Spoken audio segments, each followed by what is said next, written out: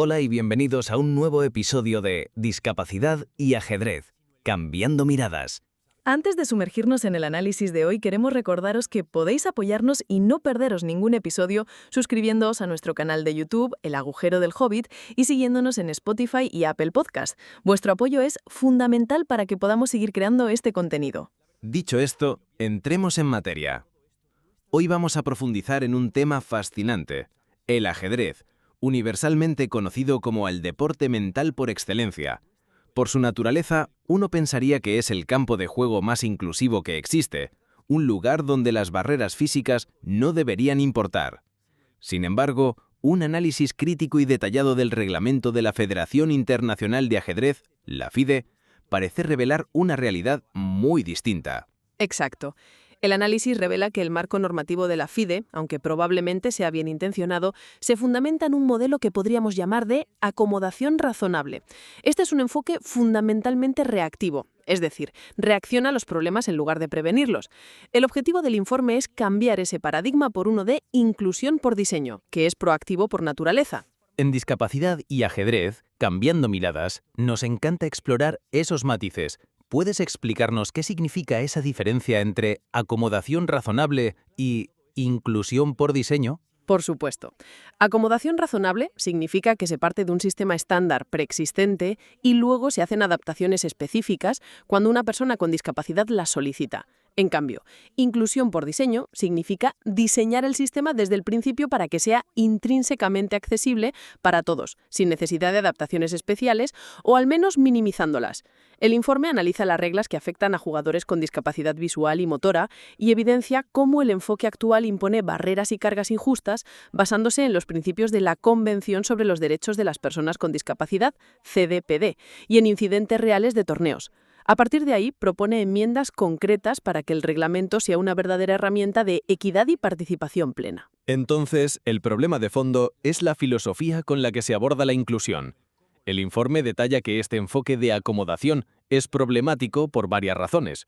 ¿Podrías desglosarlas? Claro, el informe la resume en 3 puntos críticos. El primero es que traslada la carga al individuo. El reglamento actual obliga al jugador con discapacidad a ser quien debe solicitar las adaptaciones, quien debe proporcionar su propio equipo o su propio asistente, y lo que es más grave, quien debe vigilar que su oponente cumpla las reglas. Esto añade una carga cognitiva y logística enorme que los demás competidores simplemente no tienen. Es decir, además de concentrarse en la partida, tienen que ser gestores de su propia accesibilidad y árbitros de su oponente. Precisamente. El segundo punto es que el sistema es reactivo, no preventivo. Las sanciones, como una amonestación o la pérdida de la partida, solo se aplican después de que se produce una infracción y, muy importante, solo si se presenta una queja formal. Los incidentes reales demuestran que este sistema no previene los problemas. En situaciones de alta presión, como los apuros de tiempo, un jugador puede no estar en condiciones de detener el juego para reclamar, por lo que la infracción queda sin consecuencias y el daño ya está hecho. Y el tercer punto se enfoca en el aspecto económico, ¿verdad? Sí, y es crucial. El sistema genera barreras económicas.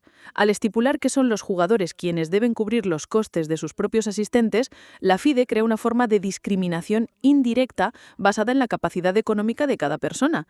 Esto choca frontalmente con el principio de igualdad de oportunidades que consagra la Convención sobre los Derechos de las Personas con Discapacidad, CDPD. Por lo tanto, el cambio que se propone es un giro completo de la responsabilidad. Exacto. Un giro hacia la inclusión por diseño, donde la accesibilidad deja de ser una excepción gestionada por el individuo y pasa a ser una responsabilidad de la organización y una característica estándar de cualquier torneo oficial. Vayamos a los casos concretos que analiza el informe. Empecemos por los jugadores con discapacidad visual, regulados en el apéndice C del manual. El informe identifica 3 áreas problemáticas principales. La primera es la comunicación de jugadas, regida por el artículo C.2.1, que dice que el jugador vidente debe anunciar claramente la jugada a su oponente. Suena fundamental. ¿Cuál es el fallo en su aplicación? El fallo es que el sistema de sanciones, amonestación, jugada ilegal, pérdida, es puramente punitivo y no protege realmente al jugador afectado durante la partida. La responsabilidad de detectar el error y reclamar recae 100% en el jugador con discapacidad visual, lo que es una distracción y una desventaja competitiva obvia. Por eso el informe propone una enmienda al artículo C.2.1. ¿Y qué diría esa enmienda? La propuesta es la siguiente. El jugador vidente tiene el deber de anunciar clara y audiblemente cada jugada realizada. El árbitro está facultado para intervenir y recordar esta obligación de forma proactiva, incluso sin una reclamación formal si observa una omisión.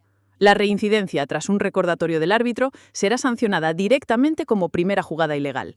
Esto cambia completamente el rol del árbitro. Ese es el objetivo. El segundo problema es el uso del reloj, del artículo 4. El reglamento especifica que se debe usar un reloj adaptado, pero no aborda bien los errores de manipulación del oponente. El incidente real de un oponente que pulsó el reloj equivocado destapa un vacío normativo enorme. Dejar la decisión de reclamar en manos de un jugador afectado, que está en apuros de tiempo, es simplemente injusto. ¿Y cuál es la propuesta para cerrar ese vacío? Se propone un nuevo artículo que diría: cualquier manipulación incorrecta del reloj por parte de un oponente, ejemplo, pulsar el reloj del jugador con discapacidad visual, será considerada una jugada ilegal y sancionada inmediatamente por el árbitro si es presenciada por este sin necesidad de reclamación por parte del jugador afectado. El tiempo será ajustado para rectificar el error. De nuevo, protección activa y no reactiva.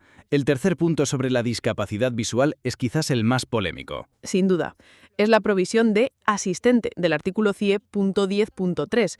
La regla dice simplemente que el asistente será proporcionado por el jugador con discapacidad visual. Y volvemos a la misma frase clave. Así es.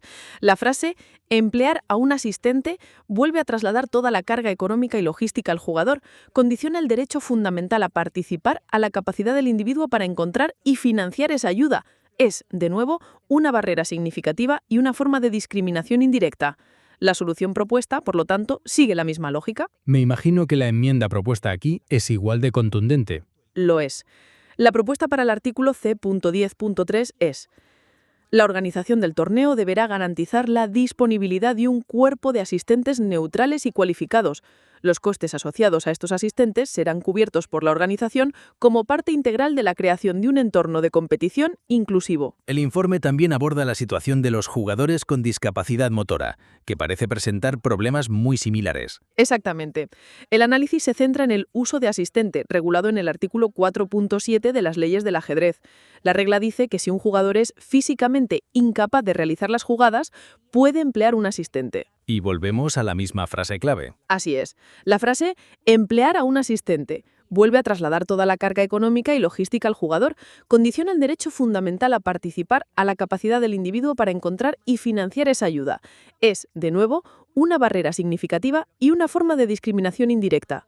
La solución propuesta, por lo tanto, sigue la misma lógica. ¿Podrías leer la enmienda propuesta para este caso? La propuesta para el artículo 4.7 es: si un jugador requiere asistencia física para realizar las jugadas, la organización del torneo deberá proveer un asistente neutral y cualificado para esta función, sin coste para el jugador.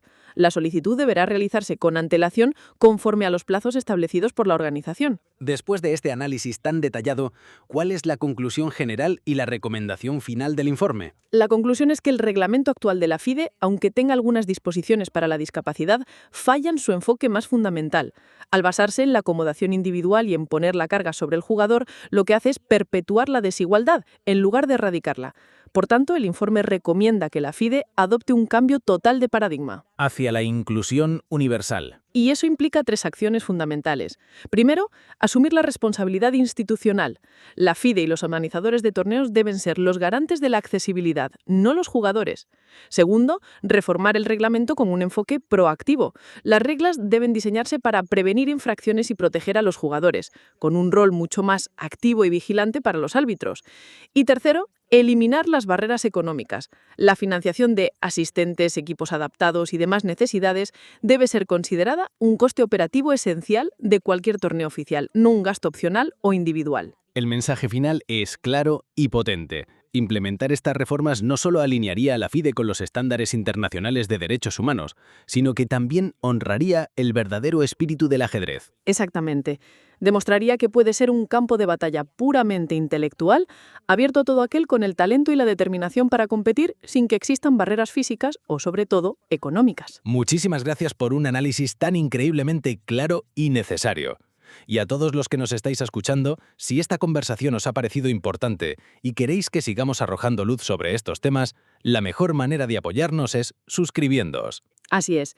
Nos encontráis en YouTube, buscad el canal El Agujero del Hobbit, sí, El Agujero del Hobbit, pulsad el botón de suscribir y la campanita para no perderos nada. Y si preferís el formato audio, estamos en Spotify y Apple Podcast. Con solo darle a seguir o suscribir, nos ayudáis a llegar a más gente. Dejadnos un comentario con vuestra opinión y compartid este episodio. Gracias por acompañarnos una vez más en Discapacidad y Ajedrez, cambiando miradas. Hasta la próxima.